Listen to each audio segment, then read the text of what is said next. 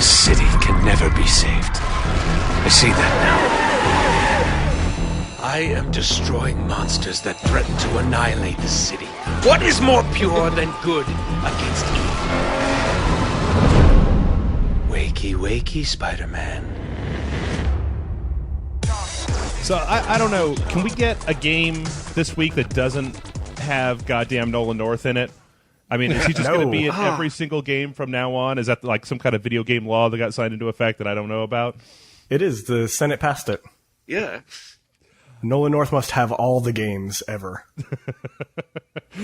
So we're talking about Spider-Man, the Amazing Spider-Man today, the new Beanox movie tie-in game, and I'm Professor Jeff. I have with me Jason the Murph Murphy. Howdy. Mr. Nicholas Hodges. Hello. And special guest, Fungus the Monkey.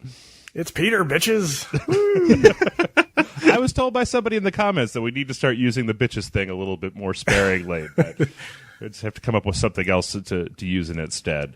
So Somebody anyway, said that? Yeah, I think we... Fuck that guy. They're a bitch. What's his name? Well, we could just refer to him, have that be our call sign.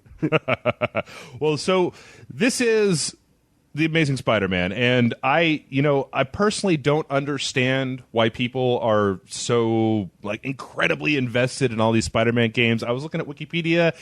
This is like the 31st Spider-Man game that has been created between now and 1981 or something like that. So Really? Yeah, they keep dragging it out. There's a lot. But this is at least the third game that's been made by Beanox, as I mentioned before, who made Spider-Man Shattered Dimensions and Spider-Man Edge of Time.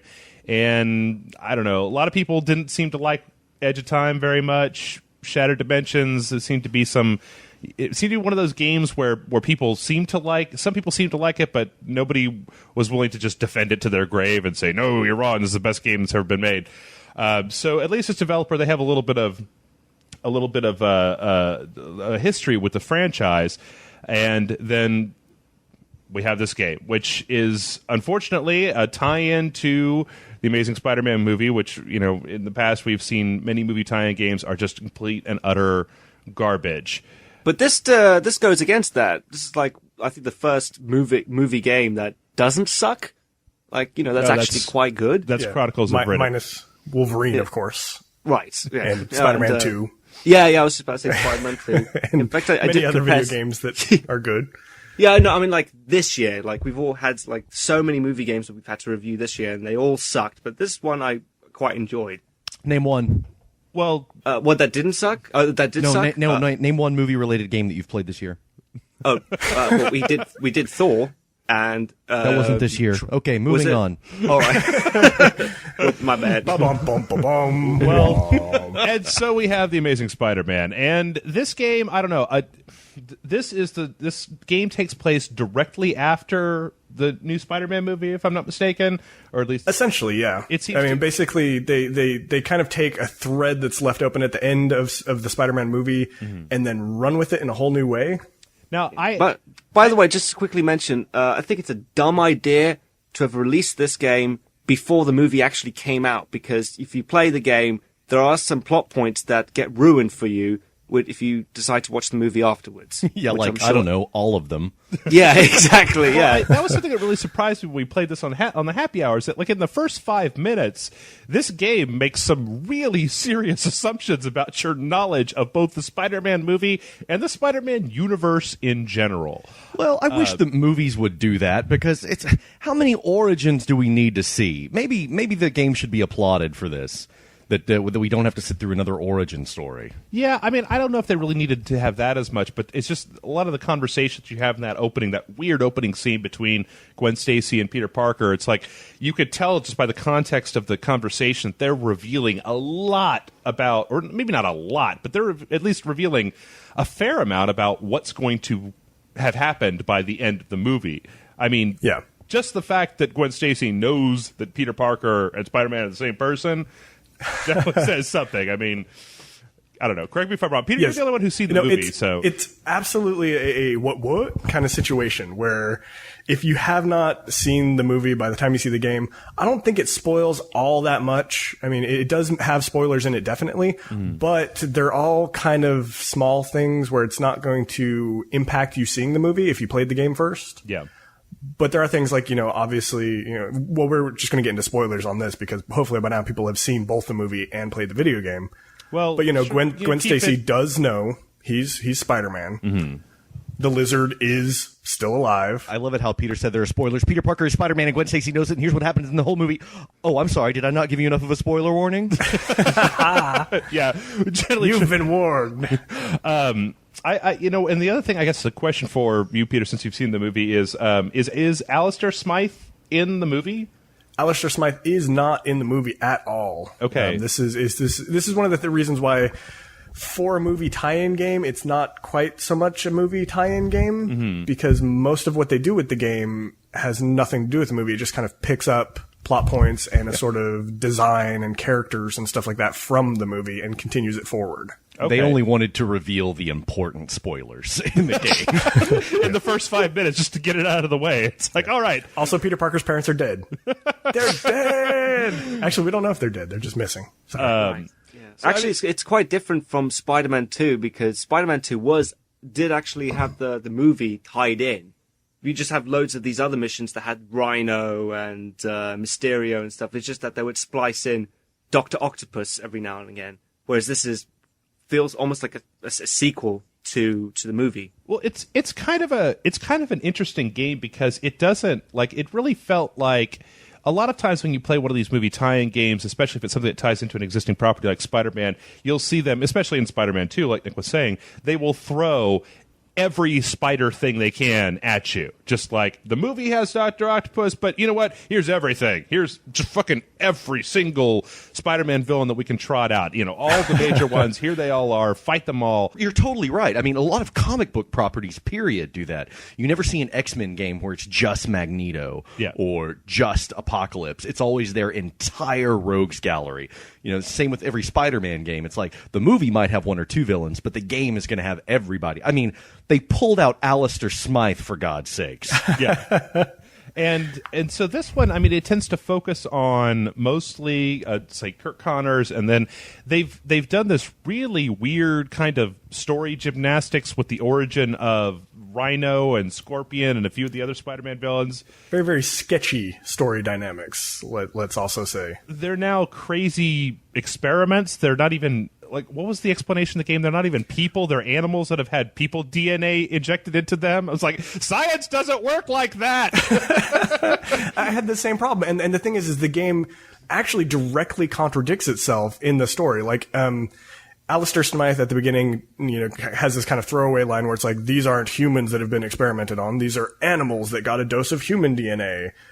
And then they just keep going. Wait, no explanation of that? Strangely enough, that's actually kind of the original comic book origin of Spider-Woman. One of her many muddled origins.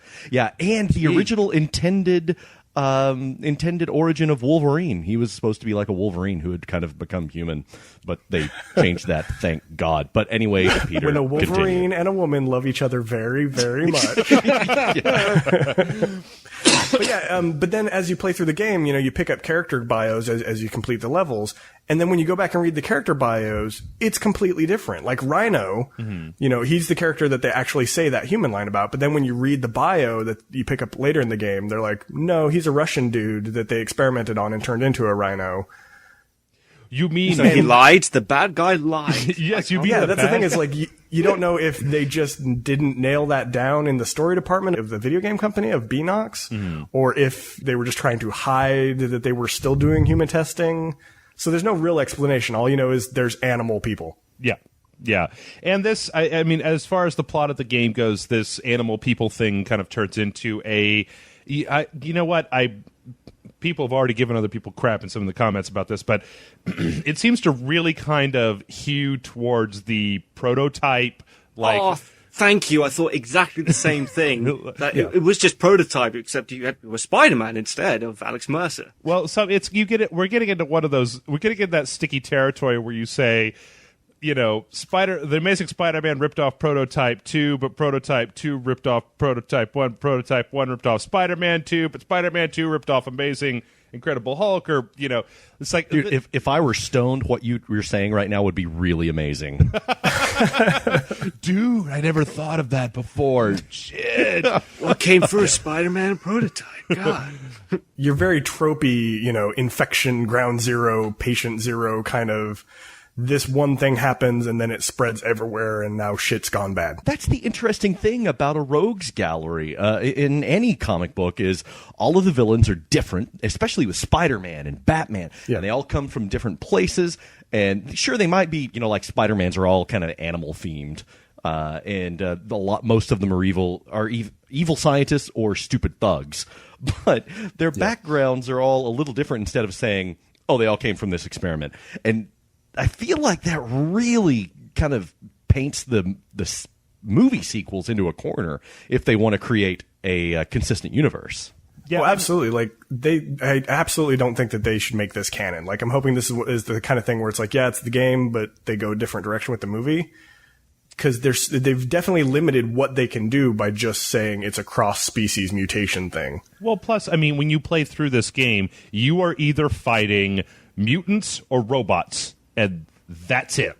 I think that at one point you get to fight Felicia Hardy, the Black Cat. But other than that, it's either big mutants, big robots, and that's fucking it. Yeah. Well, that's a Beanox problem. That's something that they've had issues with ever since Shattered Dimensions and Edge of Time, is that they seem to not want to do enemy NPCs. Mm-hmm. They'll give you one or two types, and then the rest of the characters are all reskins. Yeah, and one of them they stole from BioWare. Oh, one. It's like at the end of the game, do you have to decide if you go for synthesis or if you conquer the enemy robots?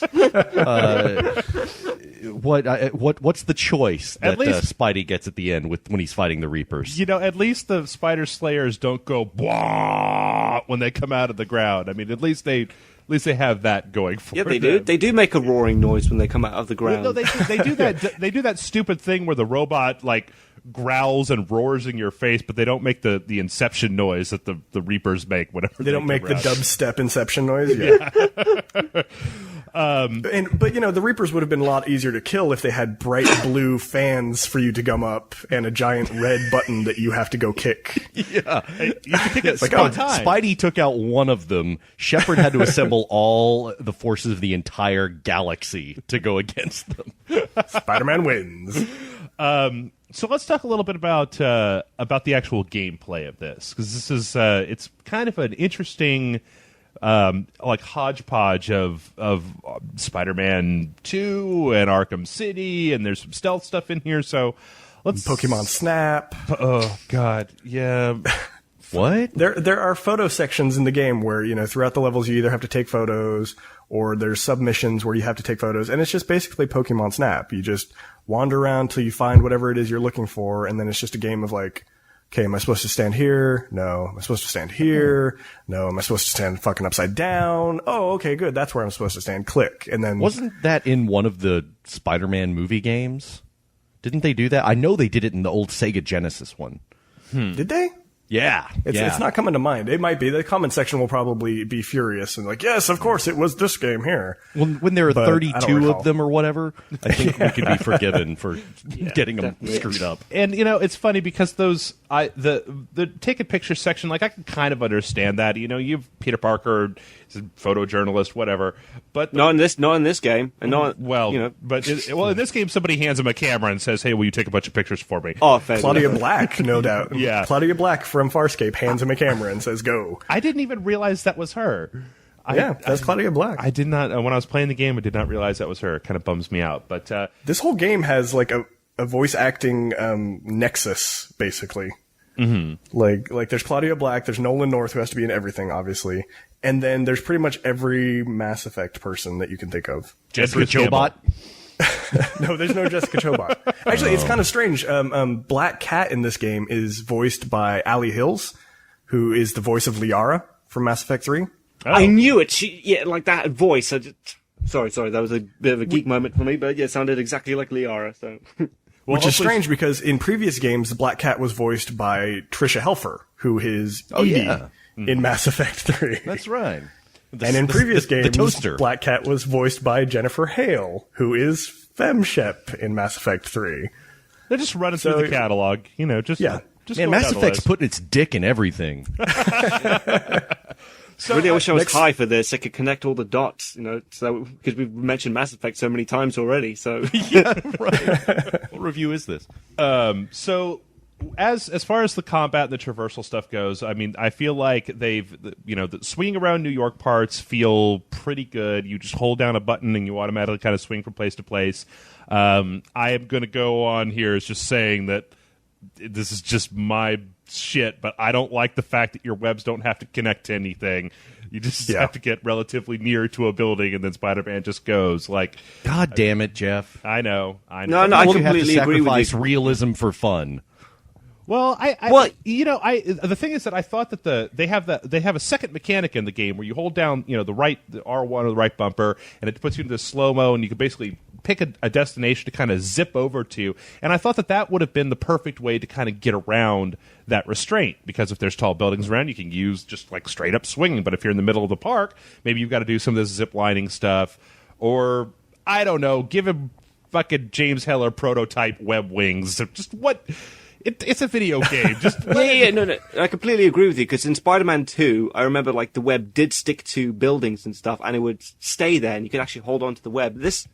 Your web just sticks to clouds. You're able to like web swing through Central Park, like almost over the trees. So it's very distracting. That was a frustrating thing in Spider-Man 2's trying to get through the park. It's like, well, shit, I guess we're going hiking. Yeah, it made sense. I'm like, well, just avoid Central Park, Just That's where all the crime in New York happens, is Central Park, because they know that Spider-Man cannot get in there. you just bust Like the wastelands. Oh, there's trees. Yeah, sorry about that. Just let him have your money. It's not a big thing. It's just, I don't know. It bugged me a little bit, but by and large, swinging around the city is fine, except for the fact that some evil villain has apparently put like 800,000 comic book pages on top of every building, floating around in the sky, and just generally gumming up the place. Was it the Riddler? I don't know. It certainly seems that way. And you can't have a go at the fact that there are comic books flying everywhere. There's obviously just collectibles. You can completely ignore them. It has nothing to do with the game whatsoever. Well, it would be one thing if you had to go seek them out, but the thing is that as you're swinging along, like for a split fucking second, the right bumper thing comes up and says, "Get comic book page," and if you don't hit it right then, you swing past it. So I don't know how many times the police are like, "Help me, Spider-Man." I'm like, wait, hold on. There was a page on top of that building back there. I need to grab that. He's like, whoa, Big floating yellow. Hold up. That's a Walking Dead #1, and that's going for like $600 on eBay. So you guys just slow your roll for a second. I got to go up there and get this page. I mean, I eventually stopped getting them because I realized that all they were doing was unlocking old comic books. That's all you get. You get nothing special from them other than the comic books. Do you get to read the comic books? Yeah, That's fucking awesome. What are you talking about? They don't give you anything but old comic books. That kicks ass. I mean, I guess if you're not like a giant Spider-Man fan, and you don't have like the comics in some collected form. That's neat, and you get to read through them. And there are a lot of stuff where it's like the first appearance of Lizard, the first appearance of Gwen Stacy. That's a neat little bonus. But like when you basically have to gather up 500 pages of comics. When you do that, you should get some sort of game bonus. Yeah. Where you get like a suit or new power or something for tracking down 500 goddamn pages in the game. Instead, you just get, you've unlocked it. Congratulations. Which, I mean, I definitely see that stuff is there for people who are who want to do collectible stuff. I can't even imagine. You of course got all 500 pages because you're a crazy person. I am a crazy completionist, so I got all the pages. I 100%ed the game. So Jesus, Peter. It was a whole lot of fucking web swinging. Yeah, this game's only been out for like, a week and a half? Tops? Yeah. Oh, yeah. I powered through it in about 12 hours or so. Holy shit. Like, the last 4 hours were just swinging around. I just went to Randy's and bought the Amazing Spider-Man omnibus, so I didn't have to collect all that shit. Well, the cool thing with the comic books is that after the game ends, you basically go back to a free map where it's just the city, but you get to actually choose what time of day the city is. Mm-hmm. So you can just set that to nighttime mode, and like the little yellow comic book pages are so easy to spot that you can just swing through and just pick up dozens at a time. Yeah. So okay, outside of the web swinging, there's also there's a hand-to-hand combat component in this game that seems like it's let's see, what's the word we want to use today? Theft. Heavily influenced by Arkham Asylum. Yeah, but you could argue the fact that previous Spider-Man games have also had this type of gameplay. Like, you're talking about like ones. Well, yeah, like you would press square for punch for heavy attack, light attack, but also dodging. That was in Spider-Man 2 and Spider-Man 3, where if you press triangle at the right time when it indicated, that means you could dodge and do all these cool backflips and stuff. So I don't think it's exactly ripping off Batman Arkham Asylum or Arkham City. Apart from the bits where you have to be stealthy and you have to take enemies one by one and they're searching for you. That I agree. That's directly influenced by Batman Arkham City. And the vents. Lots of vents. Vents, yeah. Is there like an early warning system that that Spider-Man has that tells him when somebody's about to punch? Because if so, they totally stole that from Arkham Asylum. Well, what I'm saying is more just the basic flow of combat and the way that you'll have several enemies attacking you at the same time. You're kind of trying to juggle between stunning and doing your counterattack move and hitting guys to build up a combo meter. Then when you hit the top of that combo meter, you can suddenly do more powerful attacks. There are plenty of places in the game where you have to do, like Nick, you were just saying, this stealth thing where you have to go up on the ceiling and take guys out one at a time because they've all got guns. I don't think I'm out of line by saying that description is pretty goddamn Arkham Asylum when you think about it. You absolutely are not. I mean, both the previous Beanox games had a similar combat style, right down to, the little Spidey thing appears over his head and that's how you know when to dodge. But this is the one where it's like, they just went out and said, let's just remake it, but with Spider-Man gadgets. Instead of throwing a batarang to stop somebody who's shooting, you shoot a web to stop somebody who's shooting. And instead of stacking combos and then doing your special super move, let's just do that. But now it's webs instead of, breaking his neck like Batman does. I mean, even but honestly, did that actually bother you? Or was it like, okay, cool, a little bit. It worked? Really? I mean, for me, it's like, it works in Batman Arkham City. And if they adapt it to this, I'm like, okay, that's cool. I like that style of gameplay, so why not put it to this? I liked it because it's normal. I've seen that gameplay. I know that gameplay. I spent countless hours in both Arkham Asylum and Arkham City mastering that combo thing. That's why when I came to this game, it had nothing new for me. It's basically just, okay, I've done this a million times in a million other games at this point. Because everybody wants to copy that style. I mean, even Assassin's Creed kind of does that. I think that, that, well, back and forth. They both kind of shared the similar fighting styles. The thing is that what the problem that I had with this, and don't get me wrong, it was fine for what it did, but in Arkham Asylum, in Arkham City games, there's something that there's some difference between the way that the timing works on that combat, where in Arkham Asylum and Arkham City, it feels much more fluid. Whereas here, it felt like I'll be in the middle of starting like a 4-punch combo and I've got to stop, because if I start punching, there's no way to get out of that to do the, to counter the move that's come behind me. So I even got to a point later on in the game where I was just going punch, punch, and then I would just instinctually hit the dodge button because I knew if there were more than 3 or 4 guys, the next thing that was going to that if I hit that punch button a third time, that I was more than likely going to get hit. But if I hit punch twice and then I hit the dodge button, then I could totally get that combo built up. And once you've upgraded that combo to be 6 instead of 10, if you do that a couple of times, and suddenly you turn into a Spider-Man wrecking machine. And I also want to say that I know it's not the same thing. Batman and Spider-Man have different fighting styles, obviously, but I think that when you play Arkham Asylum, Arkham City, when Batman does some of these counter moves to those guys, you're just like, oh, shit, Batman just broke that dude's arm off. And in this case, it's like, oh, Spider-Man just did a flip on that guy's head. okay. It actually reminded me kind of the Robin and the Nightwing DLCs for Arkham City, because it's basically the same kind of like a lot of jumping, flipping, spinning around people's heads kind of attacks. Yeah. On the other hand, I did like, there's a whole, I did like the stealth segments in the game. I just, once again, I don't want to just grade this game directly based on what its influences are.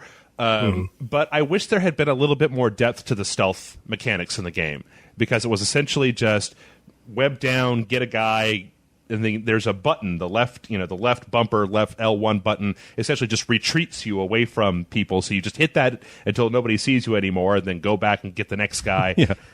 I love it. Get the fuck out of here button. They had that in Batman at Arkham City. With this one, like, there are some serious camera issues when you're upside down on the walls and when you're moving around. And so sometimes it's hard to see all the characters unless you go into detective mode. I mean, web rush mode, as they call it in this game. And you can actually track them down.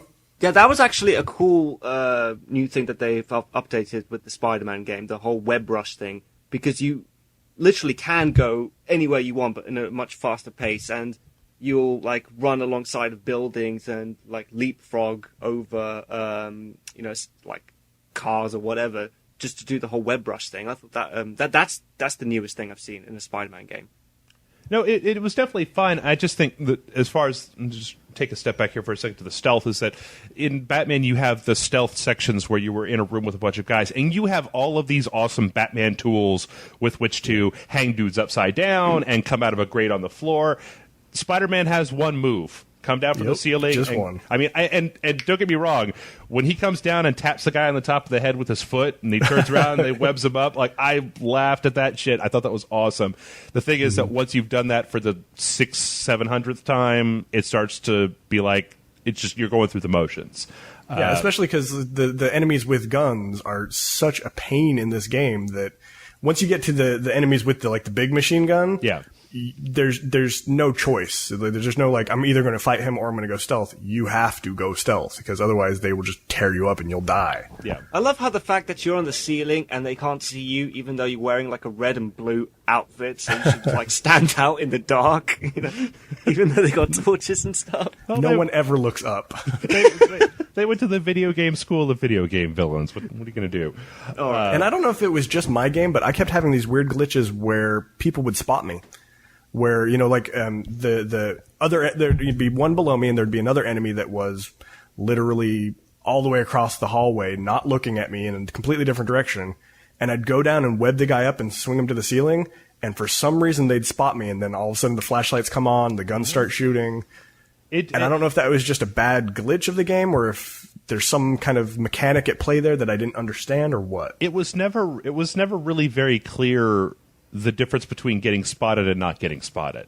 I just got to the point where I just assumed that every time I web somebody up, I was going to get spotted. Spot you. Yeah, and then you just retreat a couple times until they kind of go back to normal and then go. So let's see, what else do we have in this game? We have some interesting boss battles, both with giant robots with big flashing weak points, which we've already mentioned, and also with irritating mutants that run away from you.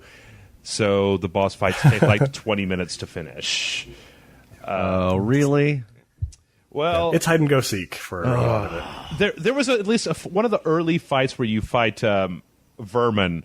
Like, he keeps running away from you, and it seems like every time he gets ready to run away from you, your Spider-Man character stands there and, like, says something witty at him, says, "Hey, don't go, we're just starting to get to know each other," or something like that. I'm like, quit, shut the fuck up and chase him! Like, don't wait for him to leave. Or to follow up Jason's comment, I wish there was some, say mechanical device that he could wear on his wrist that maybe might shoot a certain rope-like structure that might be able to snag someone at a distance. That would be great. Which I guess it's been a while since we've had a game with, or I can't remember the last one. We had some really serious boss fights, but I'm starting to, especially with some of the big robot fights. The first one was interesting. I was a little curious about how New York City continued to let Oscorp operate after they get to the Yes. point where the robots are literally destroying half of downtown in their attempt to capture Spider-Man. But Yeah, just to kill one tiny guy, they send like a Reaper, pretty much. They have like a whole set of them, and it's quite ridiculous how they managed to get away from the last time that they did something like this, which is of course in the movie. yeah, Yeah, I think BP and Oscorp have the same lawyers and PR people. Because it's literally like, yeah, we just unleashed this gigantic, like, mega snake monster on the city. Our bad. We're sorry. Ding. I was like, where the fuck did that even come from? It just busts out of the side of an office building that's full of, like, where people work. Exactly. And it's bigger than most of the building. Yeah. It's so huge that it's like, that would have just collapsed the goddamn building. Where were they storing that thing? Like, do they have guess- PIM particles? Do they shrink it down? I guess they picked it up from the Avengers set or something. It was just like, it was pretty much exactly the end of Avengers. I wouldn't be surprised if like Captain America was running past Spider-Man at that point. Yeah. Let's see. I guess, so what else do we got here? In addition to that, in between most of the missions, you've got kind of your standard open world busy work, except for the fact that in this game, they kind of give you in between plot points, like just a specified number of things to do. Like there will be 4 dudes mugging people and, 5 car chase. I feel like I'm doing the 12 Days of Christmas here. Like 4 muggers mugging. 3 crazy patients. Sewer missions. 5 comic books. I love how all the getaway cars are exactly the same make, model, and paint. They got flames on them. Stop letting those cars drive around. Anybody who drives in that car, just stop them preemptively. That is profiling, Peter. They're wearing masks and they have assault rifles. I'm pretty sure it's okay to profile them. So, at which, those themes seemed like, some of them seemed like they were kind of fun. Some of them just really seemed like they were drawing the game out. They were just kind of time wasters, especially the stupid blimp with Bruce Campbell in it and his dumb, like, extreme sports Mountain Dew missions that you have to do that involve, keeping the camera on you while you're swinging around, and races. 2 things that I think open world games are maybe not the best at. But And that was like the most races frustrating. were ridiculously easy too, because you've got the web rush and it points you right where you're going, and the timer is not enough. So it's like you can just basically waltz through most of the races without any difficulty as long as you use the web rush. yeah. Because the races and the chase missions were really challenging in like Spider-Man 2. Like where you had to keep up with Black Cat. Sometimes that got pretty tough. Oh, it's been a while Yeah, since I and- played that game. Again, it's another one of the things where like this is a Beanox problem, is that it's fun and interesting the first time you do it, but by the 7th or 8th or 20th time you're working on it, it's old hat. I mean, you've done the car thing a million times. You've done, you've stopped the same mugger groups. The only thing that changes is like, okay, now there's 3 cars instead of 1 car. Now there's 5 muggers instead of 1 mugger. Yeah. But it's the same event every time you go into the, quote unquote open world. But the open world just kind of feels like it's only there to get you from point A to point B. There's no interactivity with anything else in the city except for those specific points. Yeah, you can't even pick up a car and throw it at pedestrians. What? Yeah. Yeah, like you can't even do that. You can't even grab a trash can and hit a mugger over the head with it. I don't know. Could you do that in Spider-Man 2 or 3? Pick up a car or something? I don't know. I was just kind of expecting. I remember you could actually throw people off buildings in those previous games. So, I tried so many times and it never worked in this. So, and I will say, Beanox, if you guys are listening, because everybody listens to our podcast. That Yes, they do. That bullshit about picking up the infected people and taking them to the hospital. No. Fuck you guys with that shit. Like, having to pick up 8 different NPCs and ferry them one at a time to a hospital, and then you set them down and you go 8? back. Well, Yeah, it gets progressive. It's the same thing. It just gets progressively worse. So like towards the last level, I think it's like either 11 or 12, you're just picking up dozens of these stupid people in addition to the mental patients from Benoit that you let out. So it's just one long, like, God, grab a guy, swing, swing, swing, swing, drop him off, swing, swing, swing, grab a guy, swing, swing, swing, drop him off. Yeah. And it gets really boring after a while. do they? I didn't get all the way. I didn't get that far. I didn't get all the way to the end of the game. But did you? Like the did they ever start having different dialogue that I'm about to I mean, that's seems to be one of the main other issues that I have with this game, is that there does not seem to be a lot of filler dialogue for NPCs and the criminals and that sort of thing. They seem to say the same fucking thing over and over again, especially in those missions where you're picking these people up and they're just like, oh, I'm going to throw up on your suit, and then they have a weird kind of like canned response from Spider-Man that doesn't really seem to it doesn't match up all that well. Random response A for random question B. It's for the NPCs, for the infected people, not really. It's just the same thing. Like I noticed that the Benoit patients, the mental patients, actually do have a little bit more randomness in what they say, and some of them are actually quite funny. But it's just that's not enough to forgive having to swing them over and over in the exact same fashion that many times within one game. And again, same thing. Even after you capture all of those people, even after you save all the infected, all you get is an achievement. Mm-hmm. No, nothing in the game, no special bonus, just Xbox or PlayStation 3 achievement. Well, that's a shame. Well, I'm kind of reaching the end of stuff that I've got to talk about. Is there anything that do you guys have anything that you want to bring up? Anything you think people should know about?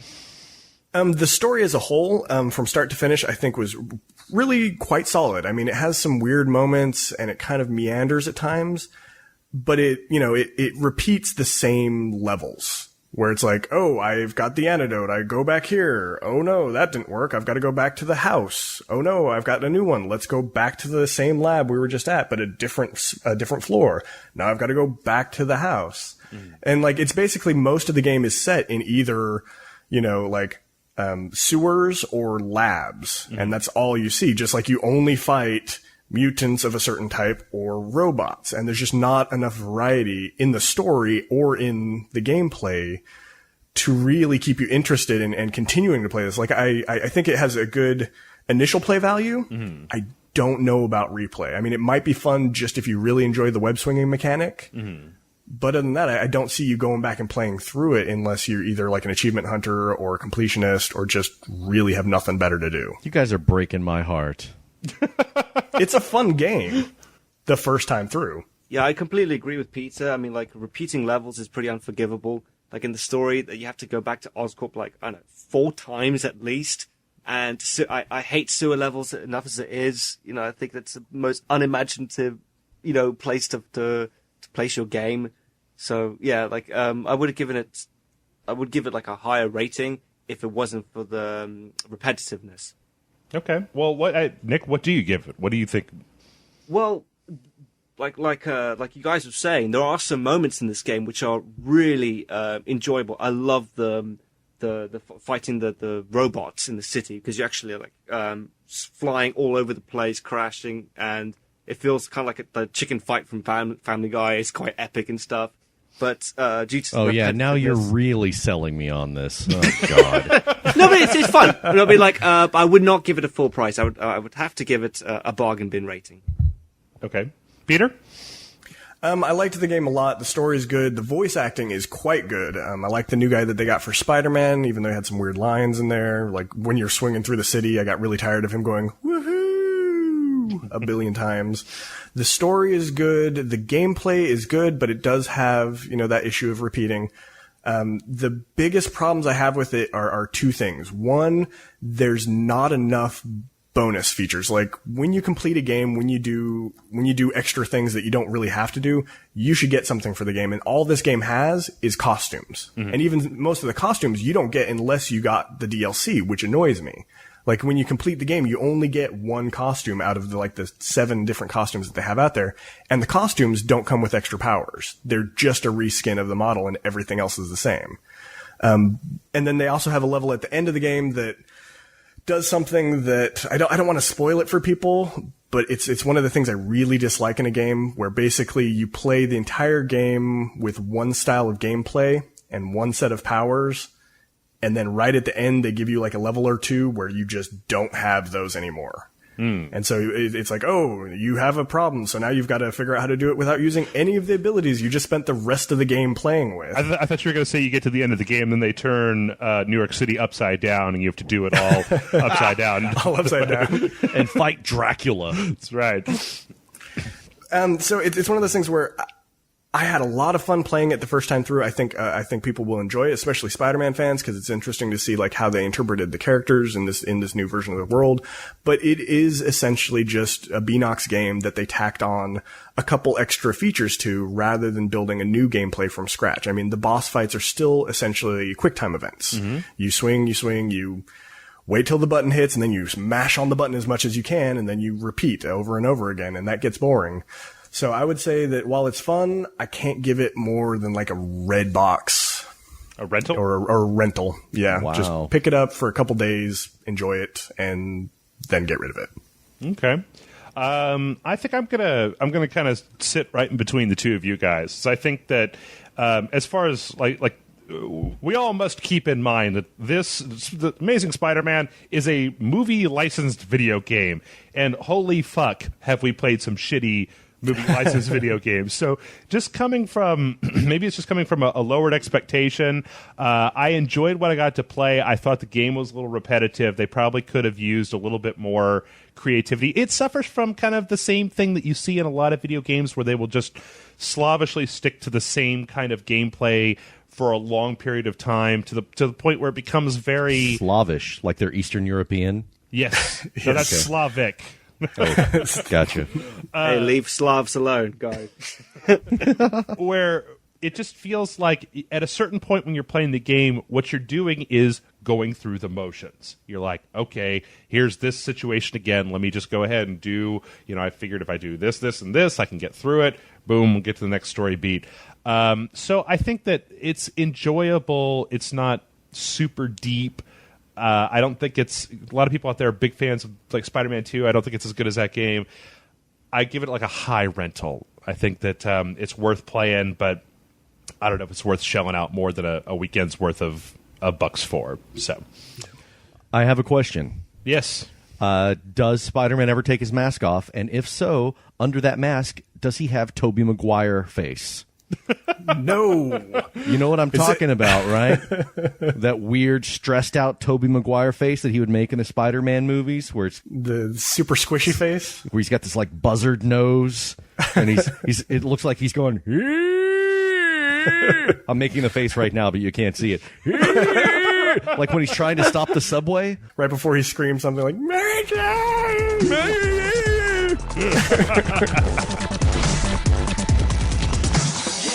How would you like your tombstone to read? Spider-Man or Peter Parker?